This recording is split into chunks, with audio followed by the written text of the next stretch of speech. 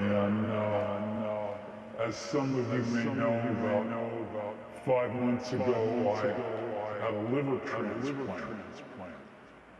So I now have a liver of a mid 20s person who died in a car crash and was generous enough to donate their organs.